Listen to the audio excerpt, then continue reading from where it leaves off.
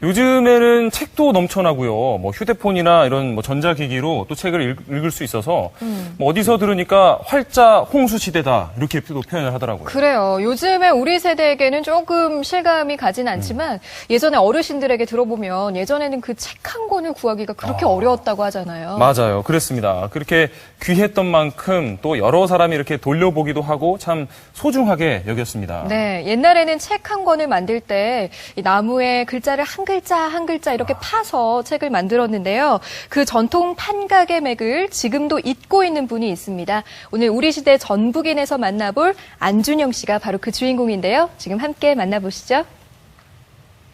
나무가 글자를 만나면 그것은 하나의 말이 되고 옛사람의 숨결을 담게 됩니다. 목판 위 단 하나의 글자를 찾기 위해 오늘도 수천 번을 두드리는 사람, 목판화가 안준영 선생입니다. 경남 함양에 있는 안준영 선생의 작업실. 목판에 글자를 새기는 소리만이 정적을 깨웁니다. 나무와 칼, 이 둘과 함께한 지도 30회 가까이 됐습니다. 판각이라 해가 글을 새기는 작업이죠. 글씨가 이제 인쇄를 하려면 글씨가 탁보는 바로 새겼어야 되는데 글씨를 이제 뒤집어서 거꾸로 새겨야 되잖아요. 옛날에는 이제 이런 글씨를 조각하는 분을 각수라고 했어요. 각수. 새기를 각자로 썼습니다. 칼과 나무가 만나 하나의 글자가 탄생하는 순간 조금의 실수도 용납할 수 없습니다. 안준영 선생은 목판에 글자를 한자 한자 새기는 이 작업에 매료됐습니다. 세월을 뛰어넘은 아름다움, 그것이 안준영 선생을 각수의 길로 이끌었습니다. 목판에 새겨진 글자야말로 천년의 세월을 간직하는 위대한 유산이기 때문이죠. 섰는 것보다 입체적으로 돋아져 있잖아요. 가시런하게 이게 장경각이고 창문 틈 사이로 빛과 탁 맞아졌는데 너무 그 환상적이더라고요. 물론 색 자체가 검은색이잖아요. 검은색 위에 그 활자 글씨가 아주 비친 위에 이렇게 햇볕이 하면서 이렇게 이제 입체적으로 드러나 보이는 부분들이 너무 멋있더라고요. 우리 대장경이라고 하면 천년 전에 우리 고려 때 만든 거잖아요. 고려 때의 사람과 만난다는 그런 느낌을 받았어요.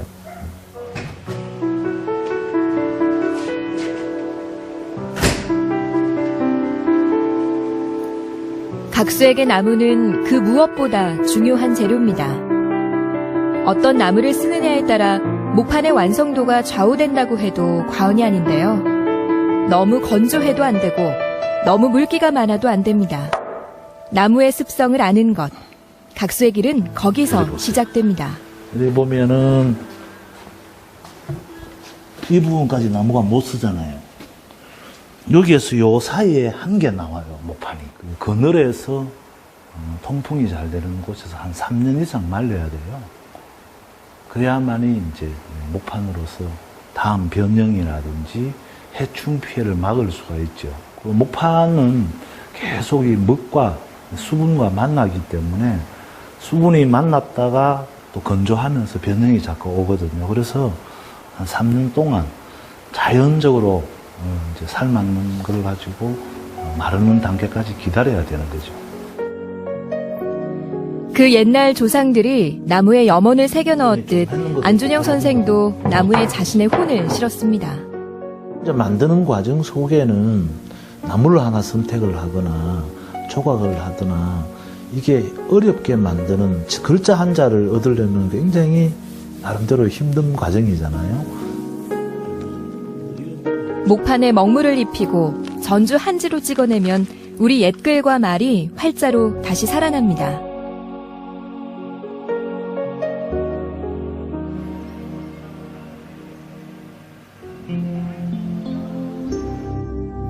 안준영 선생은 2년 전 책판 박물관을 세웠습니다.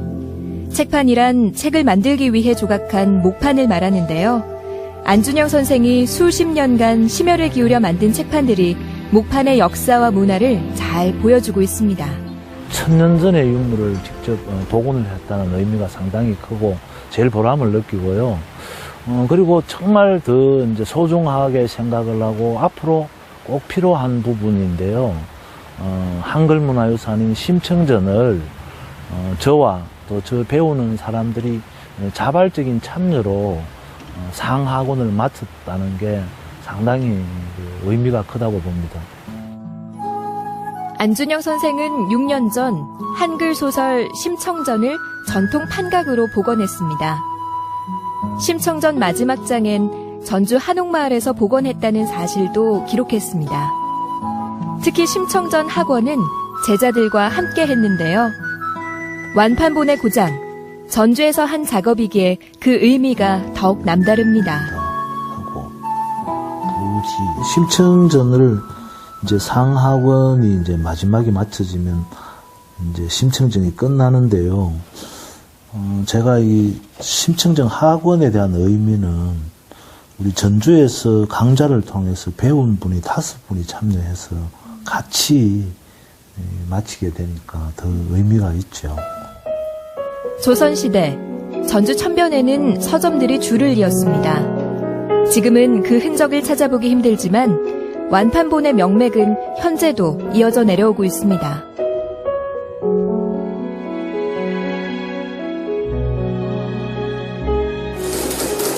경남 출신 안준영 선생이 전주로 온 까닭도 한글 소설 목판본을 복원하기 위해서였습니다.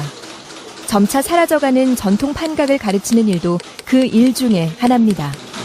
판각을 배우기 위해 전국에서 수강생들이 모였습니다. 서예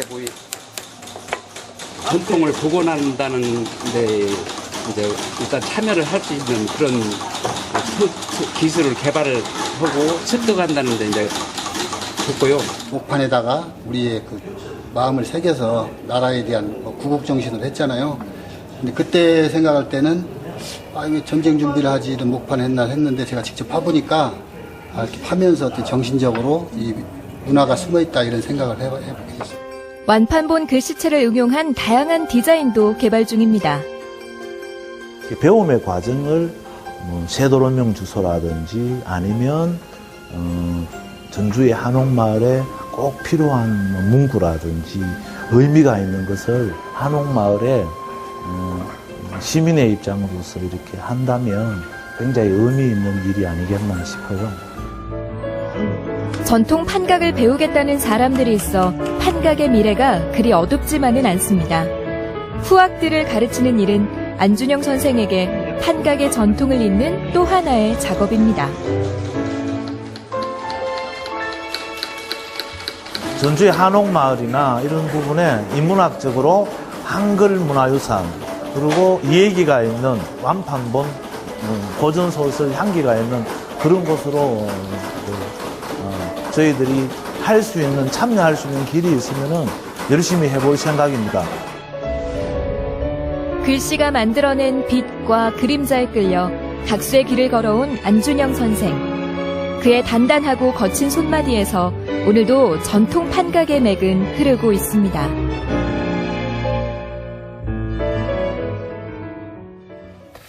이 목판에 한자 한자 새기는 모습을 보니까 정말 대단하고 좀 존경스럽다는 생각이 듭니다. 맞습니다. 이 정성이 웬만하지 않고서는 자칫 낭패를 볼 수도 있을 것 같거든요. 그렇죠. 이 정성을 다해서 한자 한자 새겼기 때문에 이렇게 1000년이라는 긴 세월을 유지할 수 있었던 거겠죠. 네, 우리 고장 전주가 완판본의 고장이다 이런 말은 익히 들어서 알고는 있었는데 이 주인공 안준영 씨의 이야기를 듣고 나니까 새삼 좀 자랑스럽게 느껴집니다. 네, 이런 전통 판각이 옛 문화에 그치지 않고 이렇게 새로운 디자인에 응용이 되는 등 많은 사람들에게 좀 사랑을 받았으면 좋겠다라는 생각이 드는데요. 우리 전주 한옥마을에서부터 시작하면 어떨까요?